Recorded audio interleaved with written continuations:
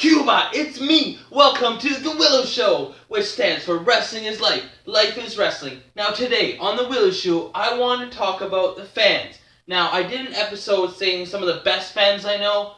I know I left a few people out, and some people got upset, and I'm sorry about that. But, have you ever had any experiences with some creepy fans? Or some fans that maybe are, like, a little too aggressive towards you, or any bad experiences, or stalkerish types?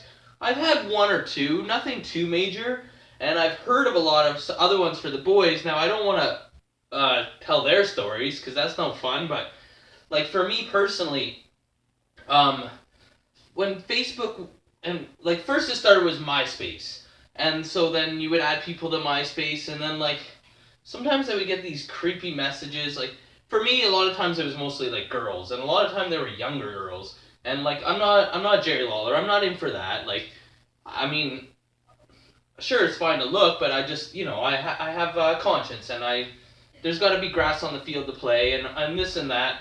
But anyway, so and like I did this tour, and I'd have like a lot of these Indian girls like trying to seduce me and like say they want to have my baby, which is flattering. There's nothing really wrong with that. It's just like being in a pop band, like being Backstreet Boys or NSYNC. So I understand that comes with the territory, and it makes you feel good, like that, like that people would think so highly of you. And then then you get like the stalkerish types, where it's like somehow they find out, because then, like I was saying, first it started with MySpace, but then like I had Facebook, and then I didn't want my personal life on there because I started getting fans that were just wanting to know too much details and getting a little bit too personal with their questions, and you're like, sorry, that's not something I'd rather talk about, or they find out about your family, or it's just really weird. So I was like, I'm creating a Facebook just for Elian Habanero, and then just my friends and family can be on my normal one, and I don't want them seeing pictures of my cameraman and of my house or my backyard, because the one time when I used to live in Cambridge, a fan actually showed up at my house. I don't know how he found out. I think he waited until after the show and followed us home when I got a ride home. But he didn't do anything that day, and then one time he just happened to knock on the door, and it was so bad too, because he was like trying to pretend like he didn't know I lived there, and trying to pretend like he was like doing a door-to-door salesman job, but he wasn't, and he was just so happy to see me.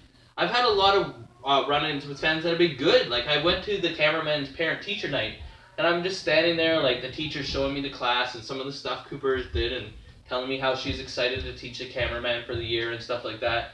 And then there's, like, I hear people go, no way, it's Cuba! So those ones are kind of good.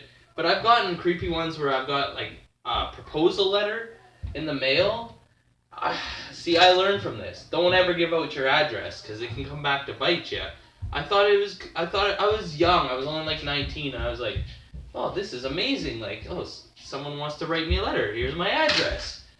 I mean, there is some good fans out there. Don't get me wrong. Most of them are good. I mean, it's usually like 1% of them that are crazy and stalkerish and creepy, and like sometimes it's mostly big girls for me. Sometimes there's guys that are like attracted to you too, and like I have nothing against gays or anything, but I don't want to be with any fans, whether they're girls or boys. Or maybe I do, I don't know. But, like, especially not boys. I'm not a switch hitter. Nothing wrong with that. I have a lot of friends that are and everything. But it's just not for me. And then there's some people that, like, want to buy your gear or, like... and the girls get it the most. Like, I constantly read reports on social media of the female wrestlers. And you get the creepy photographers. And then you also get people sending them messages like... oh, I'll pay you this much just for like and then some of the girls capitalize on it. Look at Sunny. She's like doing the Skype thing, or like the thing where she took pictures in the bed with people. Like, so like, you know what? If you want to make money and you don't care, then do it. I have nothing against people doing that too. Like, if the fans want to pay money and you have no problem doing what they're asking for, then go for it. But there is a lot of creepy fans out there. So I'd like for people to share their experiences. I'd love to get this as a topic. There's some funny ones out there. I've had a couple, like, just like, where I'd take a picture with a fan at the show, and then they would, like, privately message it to me, and they would, like, I don't know what the word is for it, but they would, like, play around with the picture and like add a heart of us in between and stuff like that. Most of the people are classy, and most of the people that have like had a crush for me or a thing for me are like considerate about it and like very not aggressive at all. And like I've gotten like some pictures of girls like in their lingerie and like really revealing shots, and hey, I'm not gonna complain about that. That's great. Like sure, send it to me because I am single, folks. So I have no problems with that. And so it's just so funny like how people think, oh, you're at a wrestling show, it's an indie show, there's only 200 fans, but to some people you are a big deal. And I just love to hear other stories. This is something that's not really discussed because even though the fans are creepy, people don't want to discourage them from coming to the shows because they pay money and they sell tickets and they buy shirts and stuff like that. And so, like, even if they are kind of creepy away from the show, they conduct themselves accordingly at the show. So people don't want to ban them, and I understand why. Like, even there's been some creepy, like, photographers or, like, people who hang around before or after the show, or, like, I would like I'm very nice, so I respond to almost all my messages. Sometimes not right away, but I try and respond. Plus, like I'm not like super popular person in real life. Like most of my friends live in BC or like they're wrestlers and they live here and here and here. Like in my actual city, I don't have a lot of friends. I spend most of my time with the cameraman.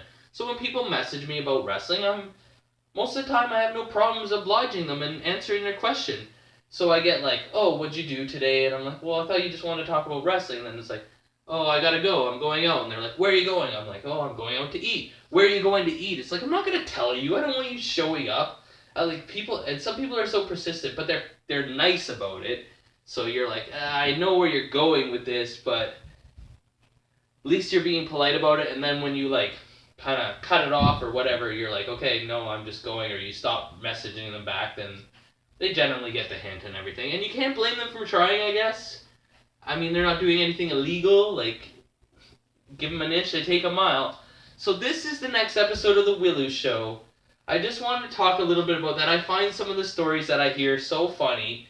And if anybody else has stories, and also, like, maybe it's a discussion. Like, what is the lines the fans can or cannot cross? Is it different with every wrestler? Every person thinks... And I feel bad for some of the girls, because they're great athletes, and they're totally, a lot of times, treated like sex objects, and they get a lot of proposals as do this and do this. And I've told a couple of the girls that I'm friends with, I'm like, if I was me, I would milk it. Like, I would set up a gift registry and be like, oh, if you have a thing for me, then here's all the things I want. Buy them for me. I would accept gifts.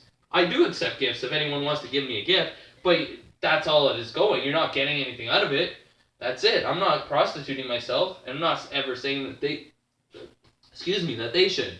So remember, like, or you get a leg drop, comment, or you get a clothesline, subscribe, or you get a suplex. I'm your host, Elian Habanero. I love wrestling. Cuba!